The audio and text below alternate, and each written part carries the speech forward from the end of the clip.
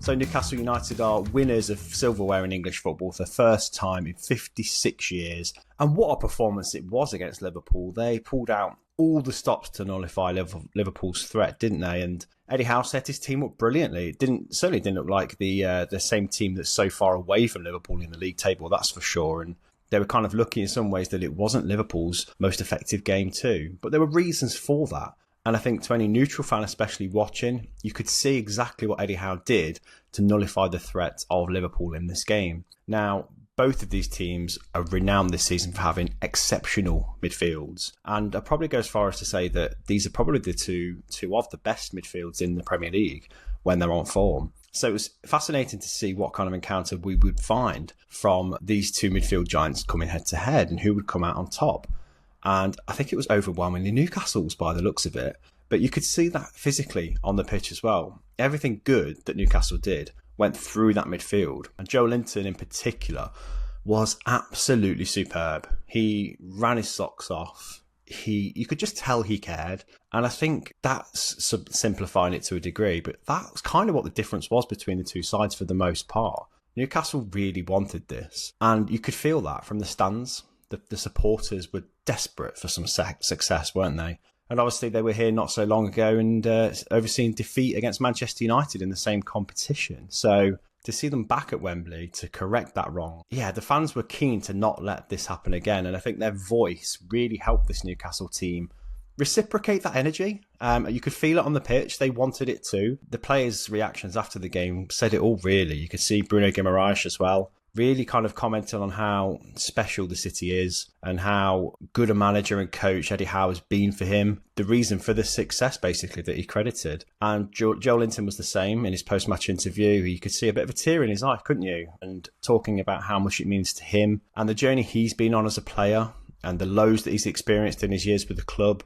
And now they've culminated in this. So, yeah, I think from a neutral perspective, looking into the club, this looks huge, doesn't it? And I know I'm a Manchester United fan and it's probably biased to say, but to see Liverpool lose, it felt better purely because this was a team that was used to success, especially in the Carabao Cup. So to see a different team lift the trophy, first of all, I think was just refreshing and good for English football generally. Second of all, I mentioned earlier about Joe Linton, and there's a few players in this team who have been on a journey. Let's face it, they've been on some nomadic careers and they've been on a path to get to where they are now, and it's really special to see the appreciation that this cup win has in players' hearts and minds. And I think the city feels that too.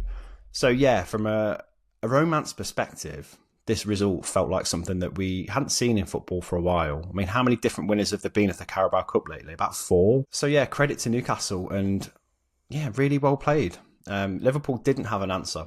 Quite simply, they just didn't want it as badly as Newcastle did. And again, simplifying things to a degree, but they didn't really try and match Newcastle's energy on the pitch. Their midfield was stymied by Newcastle. Therefore, the flow to Mo Salah was completely cut off. So it wasn't really until, obviously, they were chasing the game later on and Chiesa came on and got that consolation goal that you actually thought maybe Liverpool could get back into it. The defence had a rare off day. Van Dijk did not seem at his best at all. So many pockets of space opening up around that Liverpool defence, wasn't there? And I honestly thought Tino Livramento did brilliantly running at Jarrell Quansah. Harvey Barnes as well, in the absence of Anthony Gordon, ran his socks off, ran the defence ragged and really gave Liverpool a tough time. And it was very rare that Newcastle let Liverpool do anything more than just a launched ball forward. It was, yeah, a game of few chances for Liverpool, which is rare so far this season.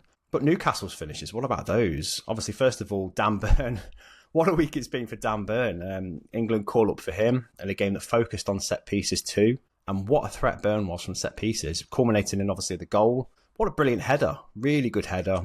Why Alexis McAllister was marking him, I don't know. But who cares? He got his head on the end of it and put them in the lead. And it didn't feel like Newcastle were going to relinquish that anytime soon during the game. Now, obviously, Alexander Isak had a goal disallowed. I could see why that was the case. There was an obstruction of view from a player in an offside position, wasn't there? The goalkeeper couldn't see what was going on. So to see Isak finish the way he did for Newcastle's second and pretty much put the game to bed, it felt like, because the momentum was so much in Newcastle's favour, you kind of knew from then on that it was their day. And to see the crowd's reaction, I think, when that second one went in, even when the game looked a bit nervy at the end, it was heartwarming for a cynic like me as well to see that much positivity and romance on the football field. Was nice, I'll be honest. It did make me feel a little bit warmer about Premier League football.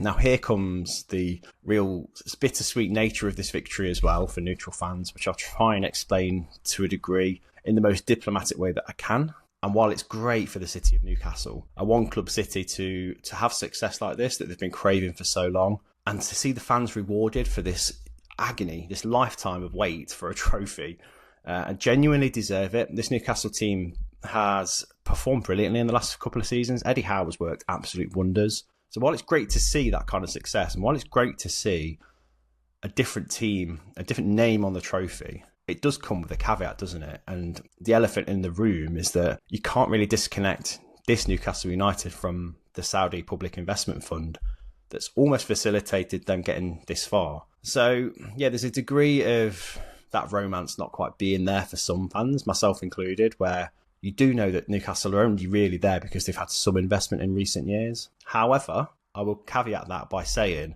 that they have invested minimally but wisely, and there is still an organic element to Newcastle's victory because, as I say, it's a group of players that have all worked their way up to this position. They haven't spent big, Newcastle, to get to where they are relatively, I guess, to other teams that have found success with investment. But I think this might be the last time we see a Newcastle win that does feel fairly organic or romantic, because they will win a lot of trophies going forward. But I imagine the longer time goes on and the more trophies they win, the more it might feel a little bit more like Man City.